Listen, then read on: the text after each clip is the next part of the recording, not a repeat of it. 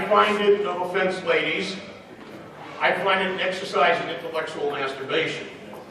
Because politics is a game of winning, okay? And for some reason, hardcore ideological libertarians consider my views on finding candidates and running campaigns controversial. I'm not sure why. I think they fear that by running a winning political campaign, they're either watering down their views or pandering.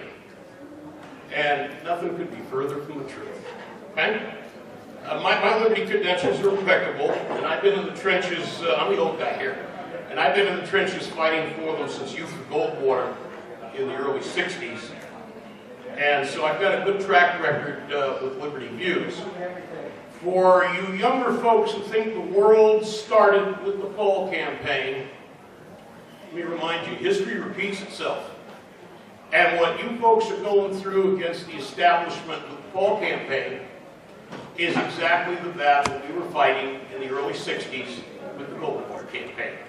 Actually, it's a little more civilized today. I remember an incident at the Young Republican National Convention in San Francisco in 1963 when the Rockefeller delegates would try to pick street fights with the Goldwater delegates. And there was an incident that made the front page of all the San Francisco papers when a Rockefeller delegate picked up a giant planter in the lobby of the Palace Hotel in downtown San Francisco and dropped it on the head of a Goldwater supporter. So the fight's been fought for a long time, and I think you can learn from it. But anyway, I think I've got a pretty good track record of handling campaigns of candidates who have strong values but are willing to run to win. I adhere to the Vince Lombardi attitude of running a campaign. Remember, Lombardi said, winning isn't everything, it's the only thing. And I've, quite frankly, given up some lucrative consulting contracts because I won't take an ideological candidate. If all they want to do is go out and give speeches, they better get a radio talk show, or go write for some policy wonk magazine, they're wasting the public's time on the campaign trail. So I look for candidates who are willing to go out there and win. You're not always going to win, but want to run a winning campaign. And there's a key reason for that. We can talk all we want here about the issues, but if you don't win an election, it's all for squat. Okay? You can't put your principles into practice to enact laws, curb government growth, or enhance individual liberties unless you're in office. So what libertarians have to do is think in terms of winning elections and not scoring debate points. You're going to hear me say that over and over again. Okay? So finding candidates who answer surveys and meet ideological litmus tests is just not enough. You also need to find candidates who are disciplined, who can play the practical political game and get out there to seek votes because they're in it to win the election. They're not just there to make ideological debating points. I can spot a loser right away and answer to certain questions on a candidate survey. Now, I know what your chapter does.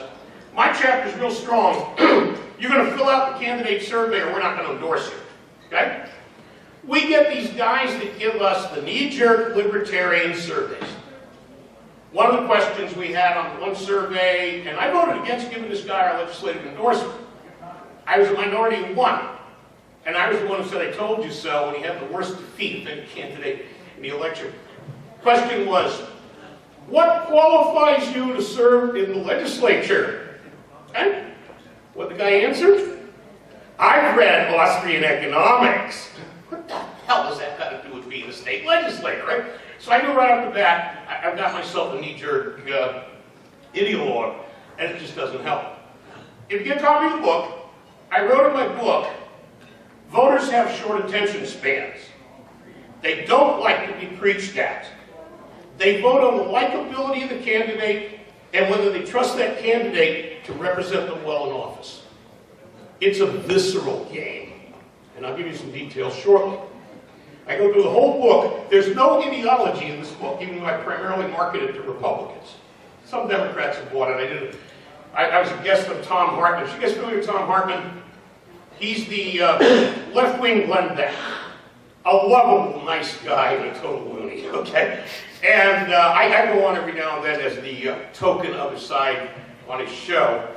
And it's funny, every time I do an appearance, I see a spike in sales. Liberals are buying the book too, because there's no ideology. It's strictly a handbook of how to win an election.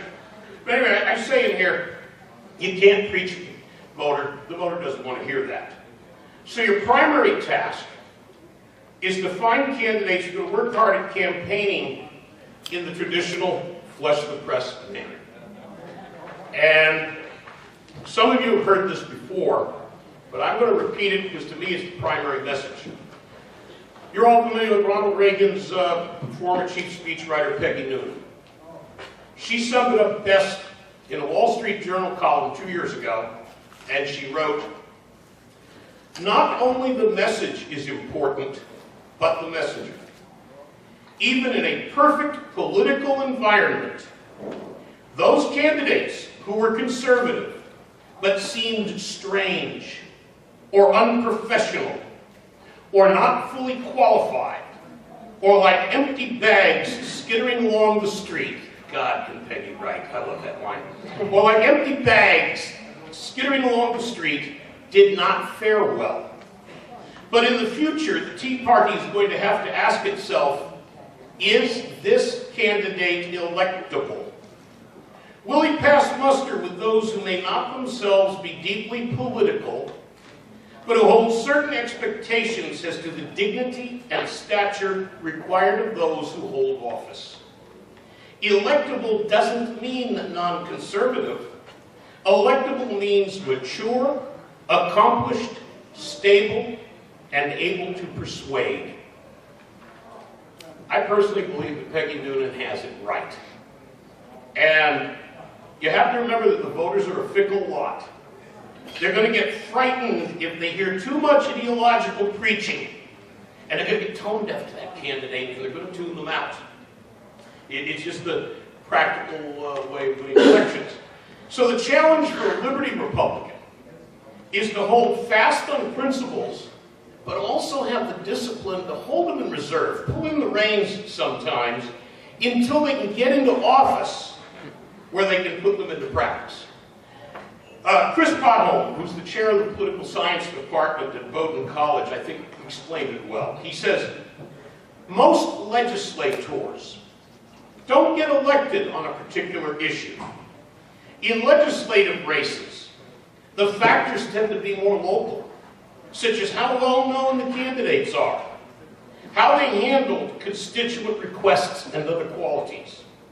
It's mostly a case of personality and the hard work of the person, irrespective of the party, irrespective of the district.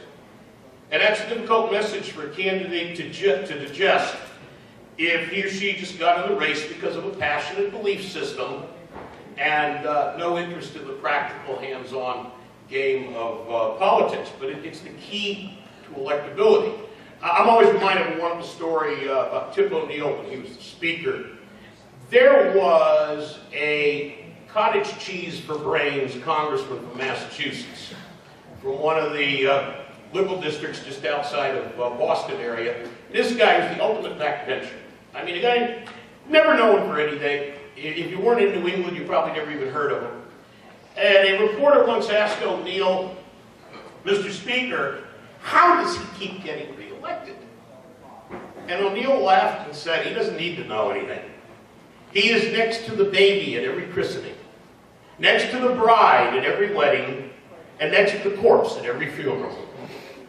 That's what practical politics actually comes down to. And a lot of people like us can't handle it. And they make lousy candidates. Right? And people like us in this room have a problem. We're too close to politics. I'm hearing all the policy wonk issue stuff right now, and I'm not hearing how to win an election, with a few exceptions like Lois over here who gets it. Most of us are devouring campaign information 24/7, and we forget that the electorate's not paying any attention at all. So successful candidates need to step back from the insider perspective and try to think like the average person who will decide their fate in November. I'm going to keep giving cheap plugs here. In my book, based on a lot of evidence from years of doing campaigns, I drew on my campaign management experience to profile the casual voters. And here's the conclusion we've come to in election after election. Think about the campaigns you've managed or run yourself, and I think the seat's true. They don't pay close attention to politics till the final weeks before they have to cast a ballot. They could probably name 3 or 4 players on the local team's starting lineup, or the finalists on a reality TV show elimination, but they couldn't even tell you which offices are on the ballot, let alone the names of the candidates. When their thoughts do turn to voting, they pay attention to the highest office on the ballot, like president or governor or U.S. senator, but other offices aren't on their radar. And the #1 rule to winning an election, we found this researched election after election. They do, however, run their eye down the ballot to seek out names of people they know or like. Think about that. Doesn't matter the